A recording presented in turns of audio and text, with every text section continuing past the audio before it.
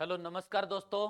77वें गणतंत्र दिवस 2026 से संबंधित कंपटीशन लेवल के सभी प्रतियोगिता परीक्षाओं के लिए महत्वपूर्ण प्रश्न।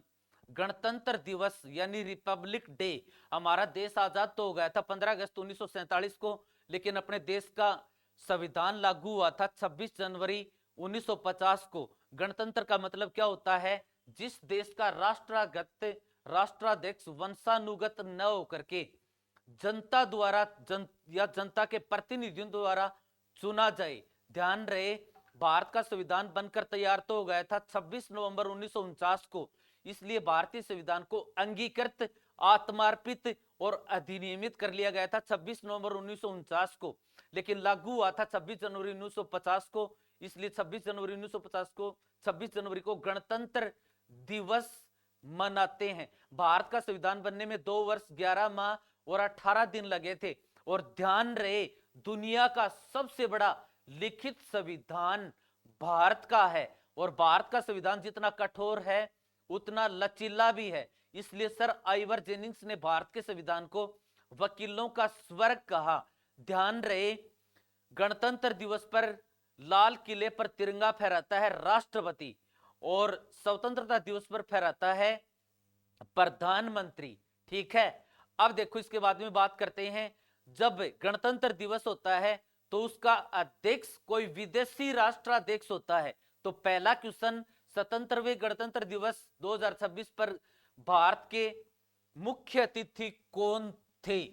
यूरोपियन संघ के अध्यक्ष ईयू, यूरोपियन संघ के अध्यक्ष Ursula von der Leyen, Ursula von der Leyen ये अध्यक्ष, और एंटोनियो कोस्टा, यूरोपियन संघ से संबंधित ये 2 अध्यक्ष थे।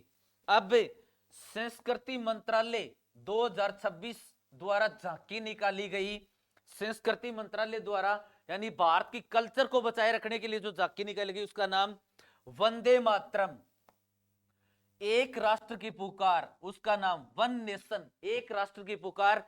और वंदे मातरम की 150वीं वर्षगांठ थी ये, उसके ऊपर ये झांकी निकाली गई। वंदे मातरम जो बंकिम चंद्र चटर्जी के प्रसिद्ध उपन्यास आनंद मठ से लिया गया है।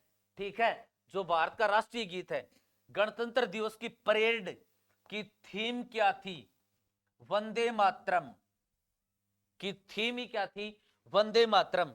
और अन्य राज्यों, अलग अलग राज्यों की अलग अलग झांकियां निकाली जाती हैं। तो प्रमुख राज्य जिनकी झांकियां चर्चा में रही, सबसे पहले उत्तर प्रदेश, उत्तर प्रदेश की झांकी, उत्तर प्रदेश की झांकी बुंदेलखंड की संस्कृति, बुंदेलखंड की कल्चर वो पेश की गई।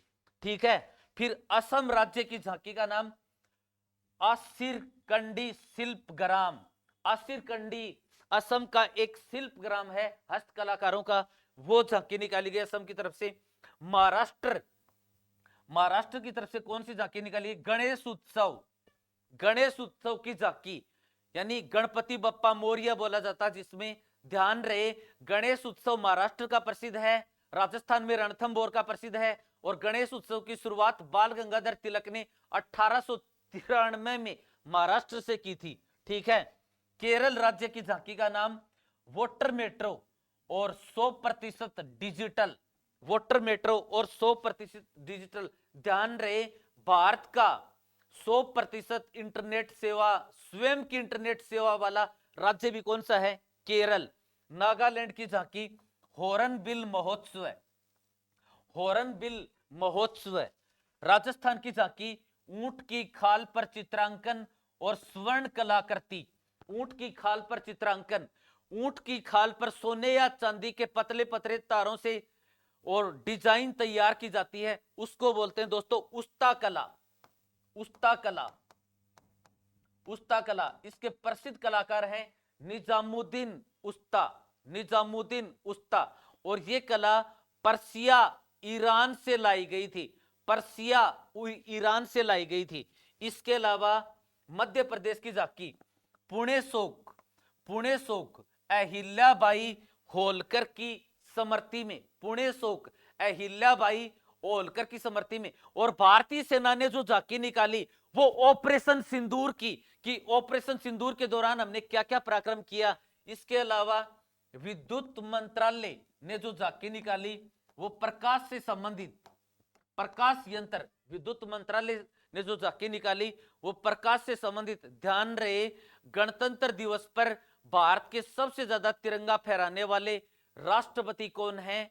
Doctor Rajendra Prasad, doctor Rajendra Prasad.